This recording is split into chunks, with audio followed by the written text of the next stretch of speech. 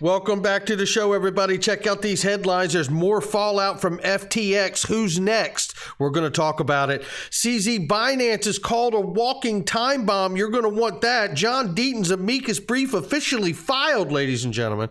New York Fed and global banks are testing a digital dollar pilot, ladies and gentlemen. This is enormous. We got all of that for you. And Ripple Swell has kicked off. We've got the latest Brad Garlinghouse cameo, and Ripple announced new XRP ODL corridors. Somebody roll that beautiful intro.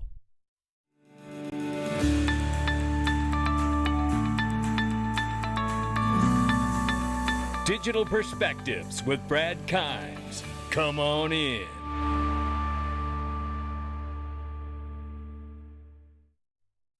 Welcome back to the show, everybody. You can follow us on TikTok, YouTube, Twitter, and Facebook for exclusive content. Right now, we're talking about a $873 billion market cap that's off by 0.9%. Good morning, everybody.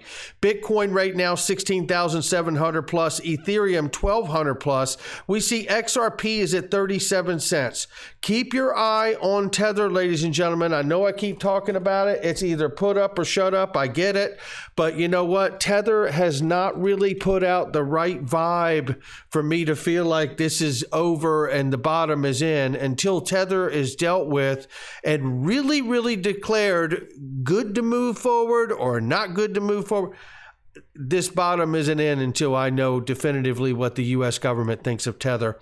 Listen, before we go any further, I do want to show you this right here. This was very exciting to me, ladies and gentlemen. PolySign is back on the board, okay? And so is Ripple, so don't mess around. Uphold just recently sold out. You know as well as I do, you got to be an accredited investor to buy these products. And I am holding a little bit of PolySign and Ripple and Uphold and other things on this platform. But this is very exciting to me. And I'll tell you, one of the reasons why is because I know that David Schwartz and Arthur Brito are a part of this as well. And that is exciting to me because I've learned so much about what they've been able to do and create because of the XRP ledger and the work at Ripple. So let's go ahead and just look at a few points here that I thought were fantastic here. And I wanted to show you this, is that PolySign's core products include a digital asset custody solution offered through Standard Custody and Trust Company, a subsidiary of PolySign, a fund administration business through its acquisition of MG Stover. If you remember, we reported that in April. And Polynet, a settlement layer that would offer instant and automatic settlement of a range of assets. PolySign expects to launch Polynet in the first quarter of 2023. There is so much good going on here that I can't even begin to tell you. I do know that their customers include large financial institutions, VCs, hedge funds, corporate pension plans, RIAs, and so forth. You know, it is extremely exciting. They have over 200 clients representing over 400 different funds and products. I tell you, you know, pretty remarkable what they're doing already, and they're just getting started. So make sure you check it out, see if it's right for yourself. Click the link underneath the video. Don't mess around and go visit my sponsor link too. Tell them I said, come on in. Yeah.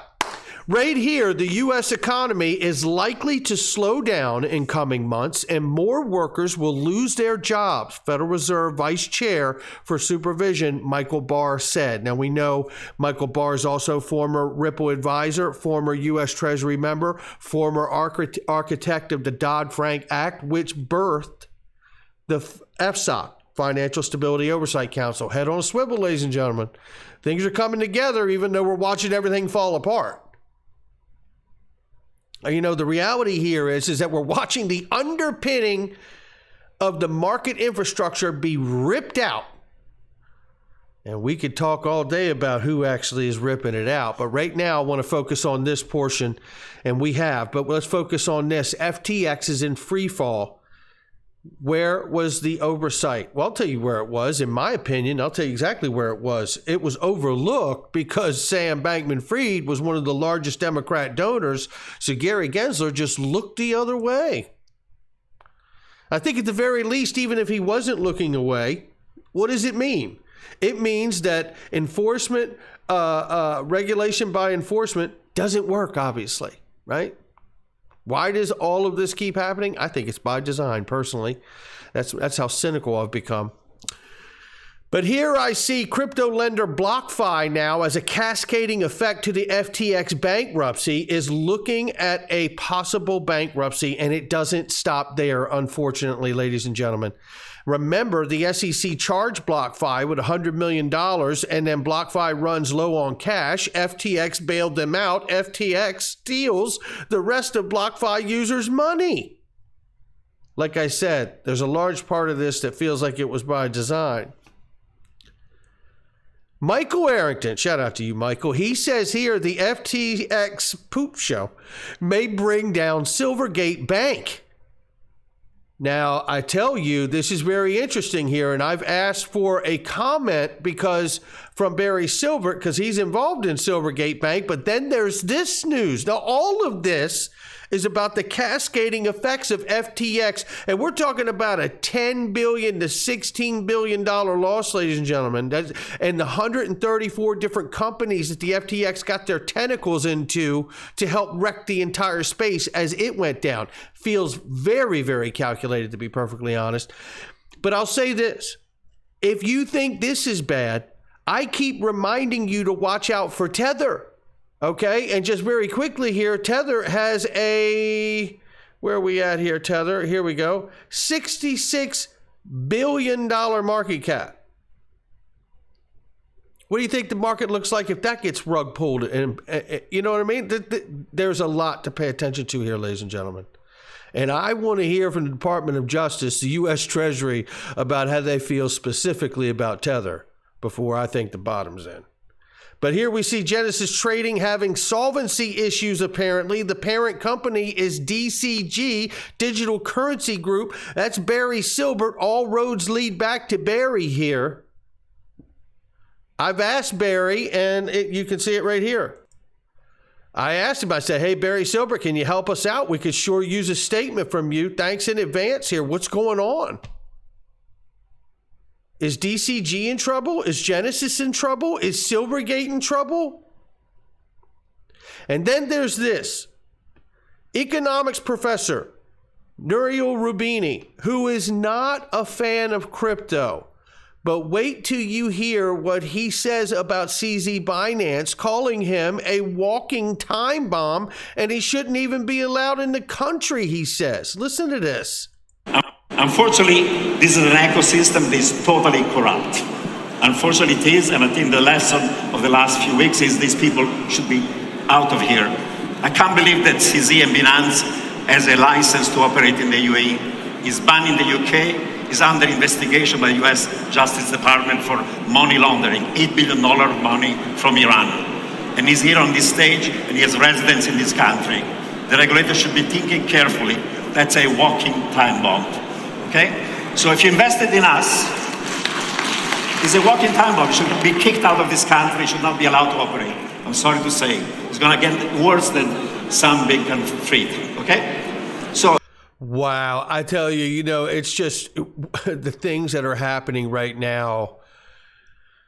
It is a controlled demolition what's going on. The attacks are just unbelievable. Now, I know he's never been a fan of crypto, but that is scathing remarks. These are very, very damaging remarks, and I hope CZ deals with those remarks, to be perfectly honest with you, because I've always seen CZ as someone who's tried to be proactive and supportive in this space.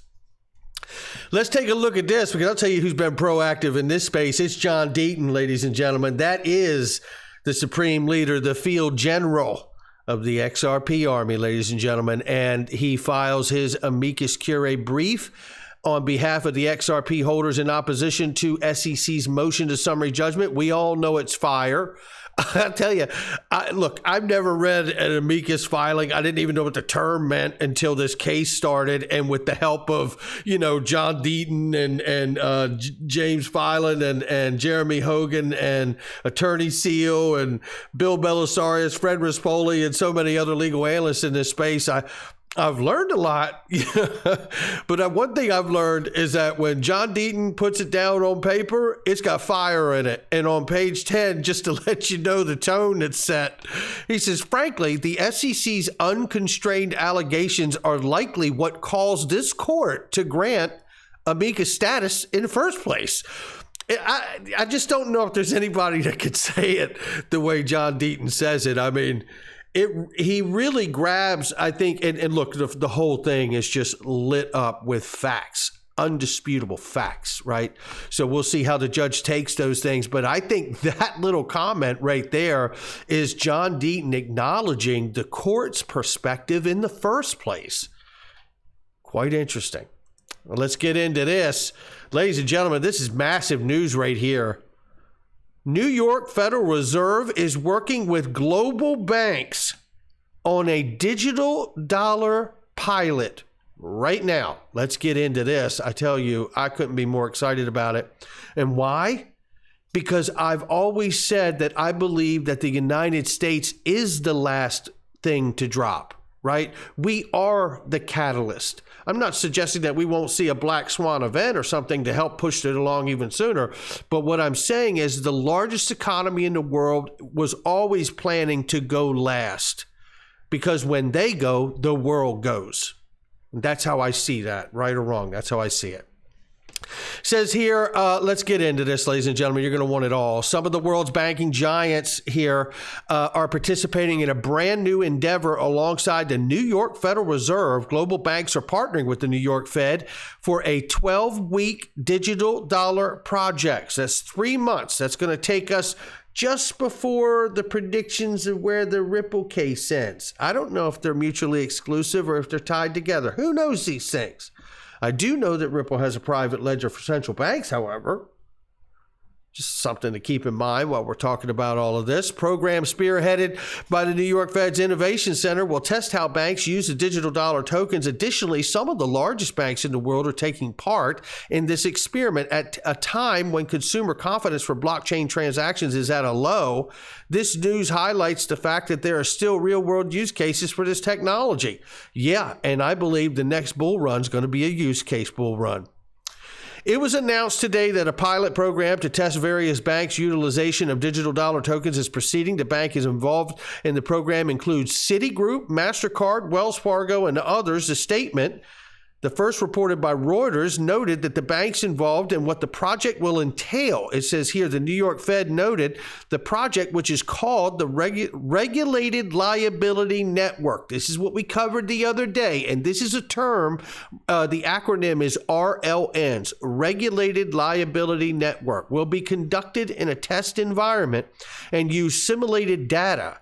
Specifically, the endeavor, these banks and the New York Fed will attempt to quantify the impact of digital dollar tokens, specifically how their presence in a common database can help speed up payments.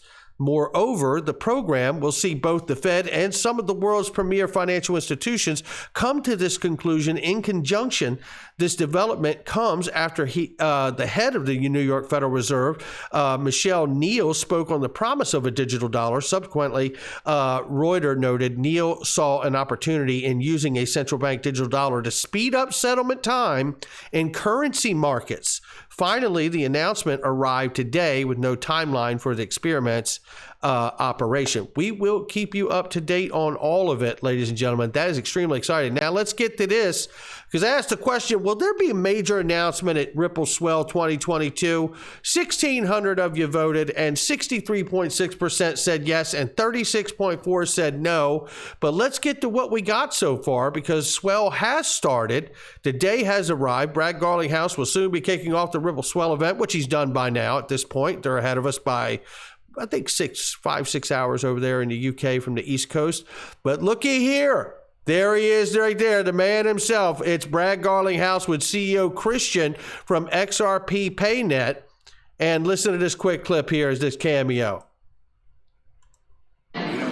So here with Christian from XRP PayNet, which I have heard of before today. Thrilled to have him as well. Thanks a lot. There you go. And that's pretty remarkable and a great picture to boot. And then what else have we got?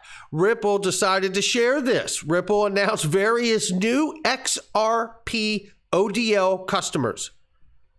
And ODL payout markets include Africa, Argentina, Belgium, Israel, Australia, Brazil, Singapore, the UAE, the UK, and the list goes on. That's what's happening, ladies and gentlemen, at Swell. And that is exciting to me because that's XRP ODL customers, baby. And that's brand new corridors we're talking about opening up. And that means, I think if I remember the formula right, Miguel Villas, the former head of XRP Global Markets, used to say liquidity plus utility equals value over time. Not financial advice from me or anyone else, just my digital perspectives. I'll catch all of you on the next one.